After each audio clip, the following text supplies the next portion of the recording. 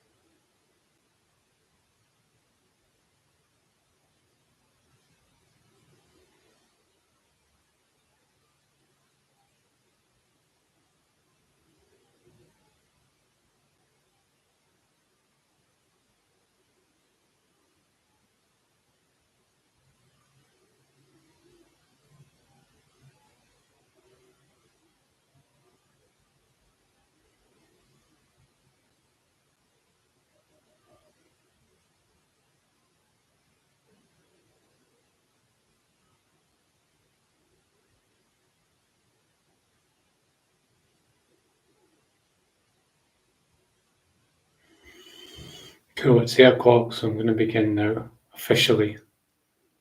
Welcome everyone. We continue the theme for August, which is Dzogchen meditation, one of generally considered, along with Mahamudra, to be the highest of Buddha's teachings. So quite an undertaking we're doing here.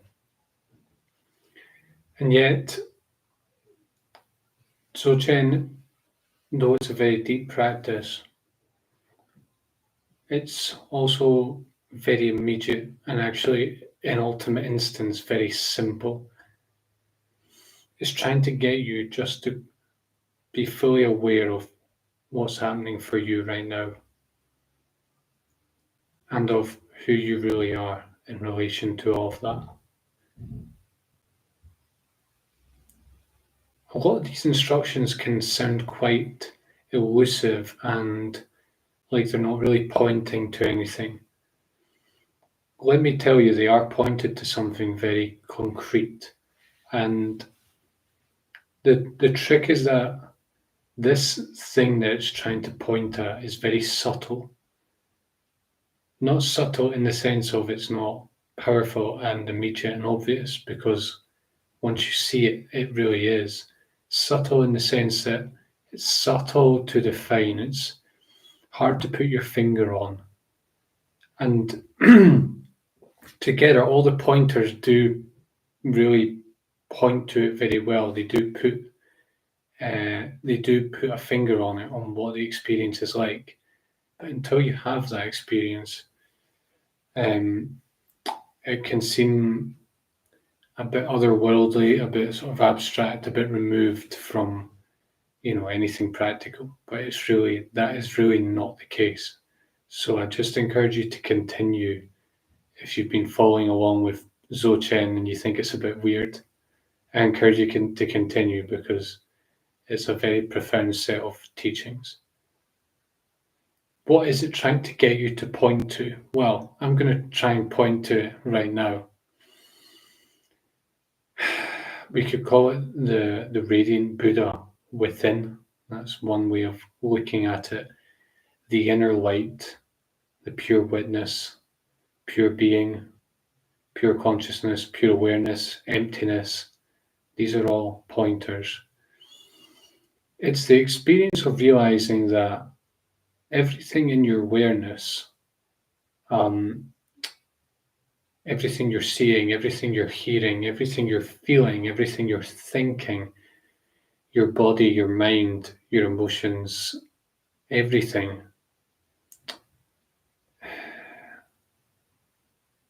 that you consider to be yourself and the world around you experientially is contained within something. It's seen by something, and what it's all seen by is who you really are. I've said in talks, and I've said in this little mini series on Dzogchen that started last week, that the language can sound very sexy, and I just want to continue to encourage you not to get caught in the language, not to get intimidated by the language. It can sound quite intimidating, and you might start thinking, well, I don't know what this is talking about. And while you've never maybe experienced it in a conscious way, I can tell you right now that you have experienced it, because this is who you really are. It's just that you've confused yourself for something else, for the appearance of who you are, for the human self. And also the problem with the sexiness of these instructions is they can create kind of this, you can end up creating this identity that basically you know all the words and you know all the phrases and you can speak about these things, but really you're actually just thinking about them. There's no real experience there. There's no real groundedness in the reality. I've met many spiritual seekers like that. They get obsessed with the words and the terminology, but actually you can tell that there's no real knowledge there, and you don't want that. I would encourage you to absorb the terminology, because the stuff is timeless. It's been around for hundreds of years. It's been passed down, master to master, generation of monk to generation of monks. And it's useful as a pointer, but we don't want to confuse remembering the pointers and, memorizing the teachings and the quotes and all of this and not actually contacting it. It's kind of like when you ride a bike. What happens when you ride a bike, if you can remember learning to ride a bike, or even, sort of conceptually remember? When you're riding on the bike, everyone's trying to sort of tell you, just keep pedaling, keep your balance, don't go too fast, don't go too slow, make sure you're guiding it in the right way. And that, it sort of points you into the actual experience of riding a bike, and it might help. But for one thing, the people can't actually do it for you. They don't know what it's like to be you trying to ride the bike. They're just trying to point you towards what it should look like. The other thing is that once you actually learn to ride the bike, all the instructions just become just blah, blah, blah, blah, blah, blah, blah. Try and keep your balance. Try and, move, keep the handlebars steady. Try and don't go too slow, you'll lose balance. Don't go too fast or you'll lose control. It all just becomes irrelevant. And that's kind of what happens with Dzogchen. All the poetic descriptions and the fancy sounding language, it all just becomes blah, blah, blah, blah, blah, blah, blah, blah, blah, once you realize. So anyone who tries to teach Dzogchen is in a bit of a bind, because the person has to see it for themselves. And until they do, all the words just sound like gobbledygook. But we will try, and this is how Dzogchen has worked for hundreds of years, so we trust that will work. Anyways, I think that's enough of an intro. Let's start with tonight's meditation. So in Dzogchen, as I've said, you can do eyes open, eyes closed. You don't have to be in a special asana. You can literally just be sitting on the sofa, especially if you've done a lot of meditation before. That helps. But, give it a try. If you do feel like sleepy or unalert or a bit scattered, it might help to sit in a proper posture with the spine erect and so on.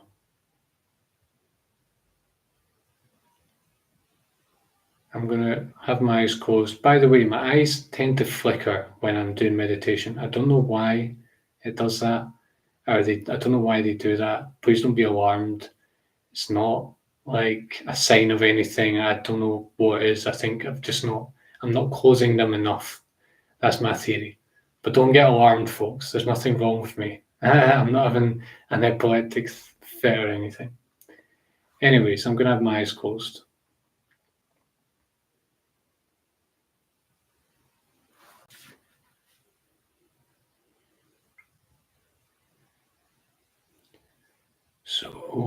So we hold the awareness broad, trying to take in everything you're feeling, everything you're thinking, moment to moment to moment, everything you're hearing, the entire bubble of all your subjective experience. You don't have to focus on anything specific, but just try and maintain an awareness of everything that's happening for you right now.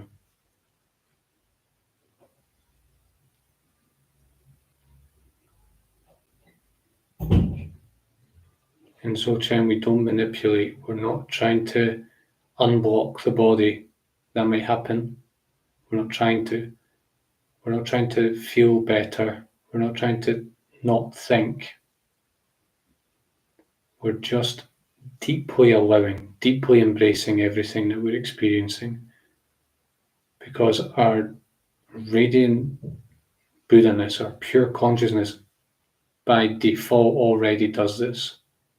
The more we do this, the more we are tuning into that.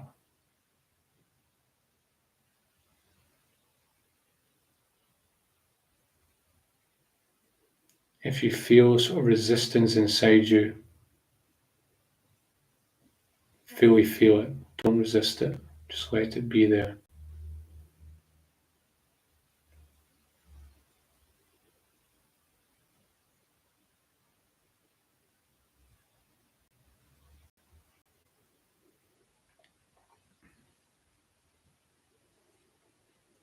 In Dzogchen, we are not striving. We might have the experience of striving. We might notice that we're grasping, we're trying to get somewhere, we're forcing it. But the underlying instruction is just sitting, just breathing, just being.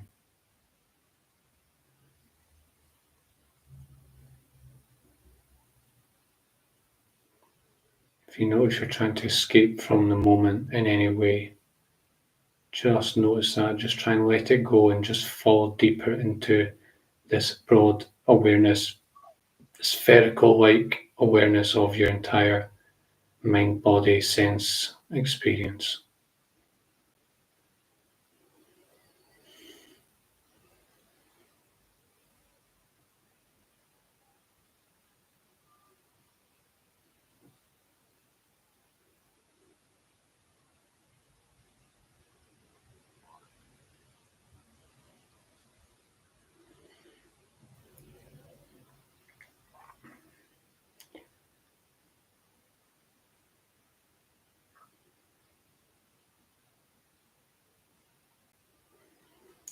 Not manipulating, not striving, not meditating. I repeat, not manipulating, not striving, not meditating, but undistracted in all of that.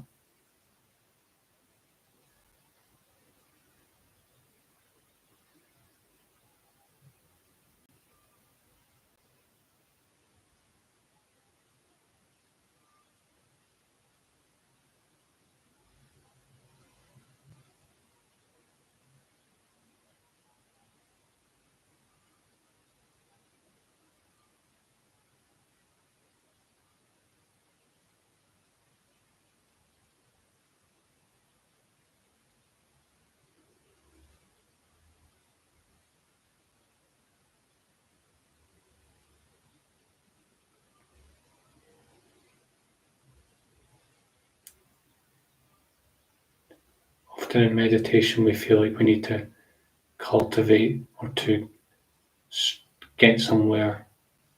Dzogchen is a stripping back, it's a coming back.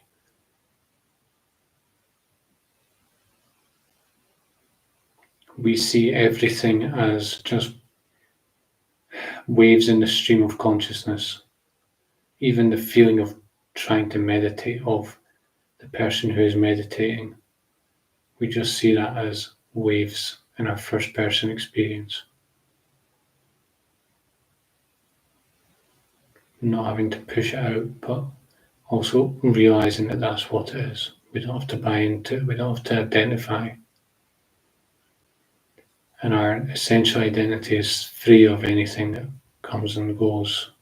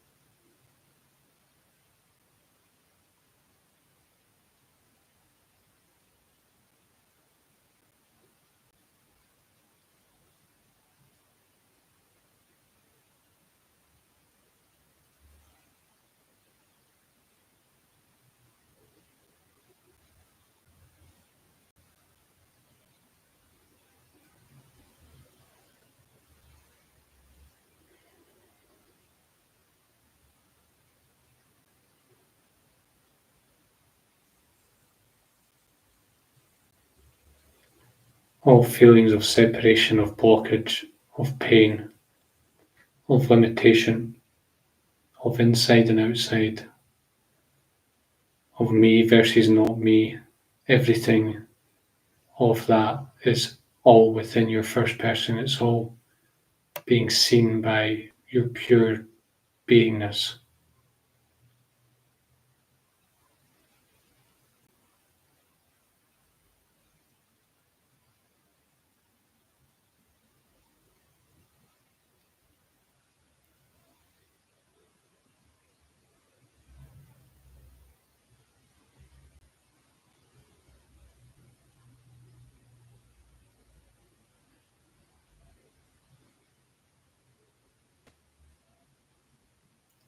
You cannot strive to know your true self. Sure, you can do the practice, but you cannot grasp it. You cannot hold on to it. You cannot tense up and try and get somewhere and then arrive there. It's only when you sit back and realize what the human self really is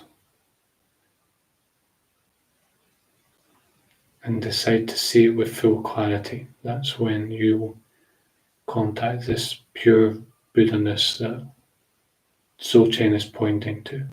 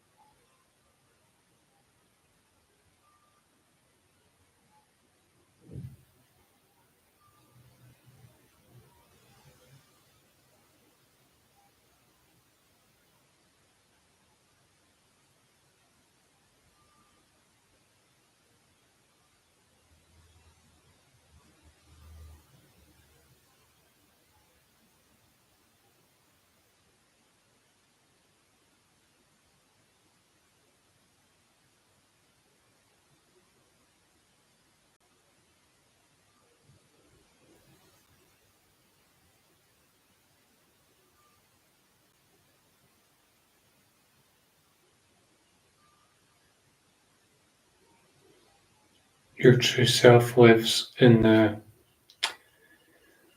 heart and in the head area. It doesn't feel like that because there's a lot of activity here. There's a lot of stuff. Our false sense of self is also very present here. When we walk around, we're usually just aware of the false sense of self, the appearance of who we are. But try and fall back, folks, into here, to the center. That's where your true self is, the true beingness, free of all objects, free of self, free of being self-conscious, free of being scattered, free of striving, free of preference. It's just pure presence.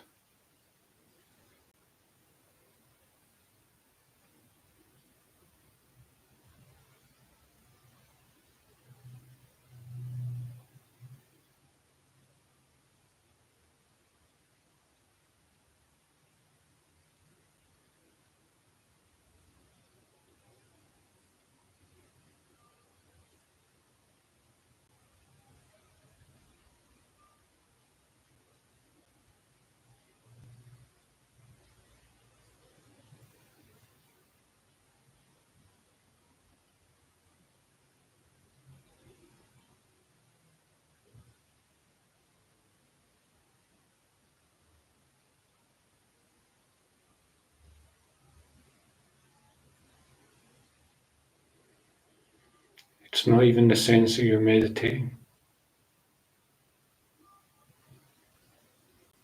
It's more primary than that. Much more primary, much more innate.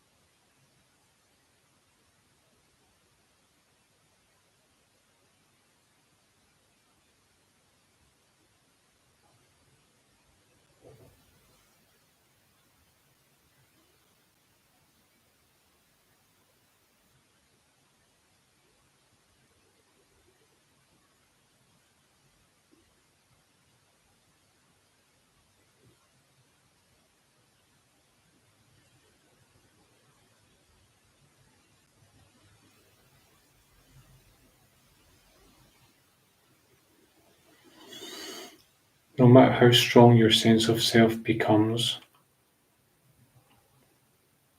it's still not this pure awareness, pure consciousness.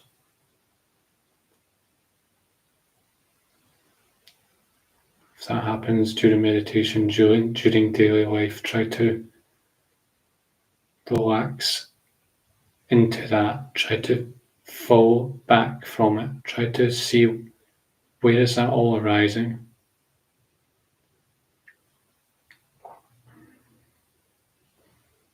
You'll realize it's just an experience that you're having. It's not something that you actually are. And that goes for anything really, but particularly with our sense of self as it waxes and wanes throughout the day. Okay, 5 more minutes.